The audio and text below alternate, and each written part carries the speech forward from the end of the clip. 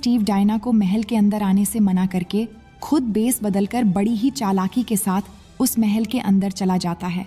वहां जाकर वो डॉक्टर मारू को पटाकर उस जहरीली गैस के बारे में पता लगाने की कोशिश कर रहा होता है। तभी वहां पर डायना एक खूबसूरत ड्रेस पहनकर आ जाती है, जिसे देखकर वो डिस्ट्रैक्ट हो जाता है और डॉक्टर मारू समझ जाती है कि ये कोई लड़की बाज ऑफिसर है, इसलिए वो यहाँ से चली जाती है।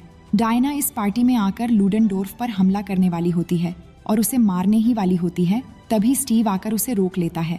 इसके बाद हम देखते हैं कि लूडेनडोर्फ के आदमी एक गांव पर उस गैस के बम से फायर कर देते हैं और ये बात डायना को पता चल जाती है, इसलिए वो उस गांव की ओर चली जाती है। लेकिन तब तक बहुत देर हो चुकी थी और गैस की वजह से वहां के सभी लोग मारे जाते हैं। ये देखकर डायना को बहुत गुस्सा आता है। तभी उस जगह पर स्टीव भी पहुंच जाता है, जिसके बाद डायना अपना सारा गुस्सा स्टीव पर उतारती हैं और कहती हैं कि तुम्हारी वजह से वो बच निकला और एरिस ने तुम्हें भी भ्रष्ट कर दिया है, इसलिए अब मैं अकेली ही उसे मारूंगी। इसके बाद वो लूडेनडोर्फ को मारने के लिए निकल जाती है।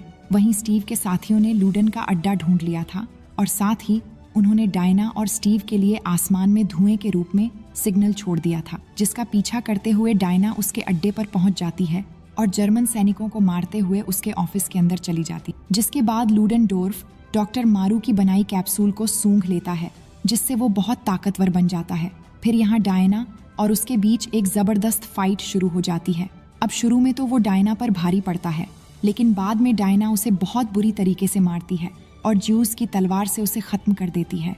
अब डायना उसे मारकर बहुत संतुष्ट होती है और उसे लग रहा था कि उसने युद्ध के देवता एरिस को खत्म कर दिया है और अब ये युद्ध भी खत्म हो जाएगा। लेकिन ऐसा नहीं होता, क्योंकि अभी भी जर्मन सैनिक युद्ध की तैयारी कर रहे होते हैं, जिन्हें देखकर डायना बहुत हैरान हो जाती है, क्योंकि उसका मानना था कि एरिस के मरते ही ये युद्ध समाप्त हो जाएगा। लेकिन तभी वहां पर स्टीव आ जाता है और डायना उससे पूछती है कि ये युद्ध क्यों खत्म नहीं हो रहा। स्टीव बताता है कि ये युद्ध एक आदमी को मारने से खत्म नहीं होगा, तुमने बस एक जनरल को मारा है और ऐसे न जाने कितने जनरल्स अभी भी जिंदा हैं और ये दुनिया ऐसी ही है, चाहे एरिस हो या ना हो। और वो कहता है कि हमें बस अपना काम करना है और हमें उस गैस को रोकना होगा, नहीं तो लाखों लोग मारे जाएंगे। फिर डायना कहती है, माँ ने ठीक ही कहा था कि इंसान हमारे भरोसे के लायक नहीं है, इसलिए मैं अब और नहीं लड़ना चाहती।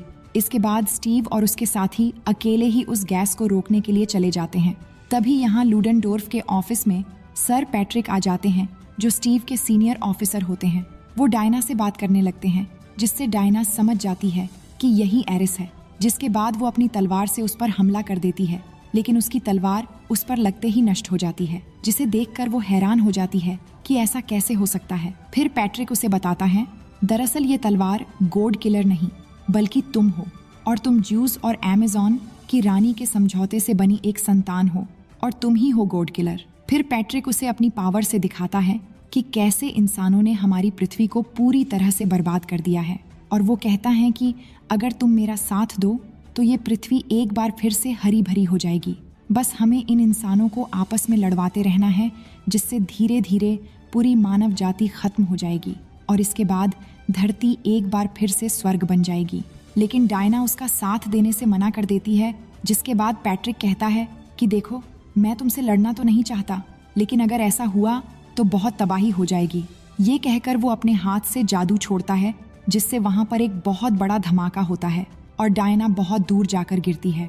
वहीं स्टीव और उसके साथी बेस बदलकर उस गैस को रोकने की कोशिश कर रहे होते हैं और उनके सामने एक बहुत बड़ा एरोप्लेन खड़ा होता है, जिसके अंदर सैकड़ों टन जहरीली गैस भरी होती है। स्टीव इसे ऊपर ले जाकर ब्लास्ट करने की बात करता है, लेकिन बाकी सब ऐसा करने से मना करते हैं। पर फिर भी वो प्लेन की ओर चला जाता है, लेकिन प्लेन पर चढ़ने से पहले वो डायना से मिलता है और उसके हाथों में अपनी घड़ी पकड़ा देता है, क्योंकि उसे पता था कि वो कभी वापस नहीं आएगा। वो उससे और भी कुछ कहता है, लेकिन धमाके के आवाज की वजह से डायना को कुछ देर के लिए कुछ भी सुनाई नहीं दे रहा था। अब स्टीव उस प्लेन पर चढ़ जाता है और उसे ऊपर ले जाता है। इधर एरिस अब अपने असली रूप में आता है और डायना को अपनी पावर से बांध देता है। तभी आसमान में डायना को स्टीव का प्लेन दिखता है, जहां स्टीव उस प्लेन को ब्लास्ट कर देता है और खुद भी उस प्लेन के साथ मारा जाता है। और डायना ये देखकर बहुत जोर जोर से चिल्लाने लगती है, जिससे वो उस बंधन से आजाद हो जाती है। जिसके बाद डायना के अंदर एक अलग ही पावर आ जाती है एरिस उसे बिजली की पावर से मारने की कोशिश करता है, लेकिन डायना सारी बिजली अपने हाथों के रक्षा कवच में ऑब्जर्व कर लेती है, जिसके बाद उसी बिजली से एरिस पर हमला कर देती है, जिससे वहीं पर एरिस की मौत हो जाती है और एरिस के मर जाने के बाद ये युद्ध भी समाप्त हो जाता है। इसके बाद सभी को लंदन में दिखाया जाता है, जहां लोग युद्ध खत्म होने पर बहुत खुश हो रहे होते हैं। साथ ही सामने उन लोगों की फोटो भी रखी होती है जो युद्ध में मारे गए थे, और इन सब के बीच स्टीव की फोटो भी होती है, जिसे देखकर डायना इमोशनल हो जाती है। इसके बाद वो अपनी यादों से निकलकर प्रेजेंट टाइम में आ जाती है, जहां वो उस फोटो को देख रही होती है, और फिर वो वंडर वुमन की ड्रेस में लड़ने चली जाती है। और इसी सीन को दिखाते हुए ये कहानी यहीं पर खत्म हो जाती है। तो दोस्तों, उम्मीद है ये स्टोरी आपको बेहद पसंद आई होगी। मिलते हैं एक और नई स्टोरी के साथ।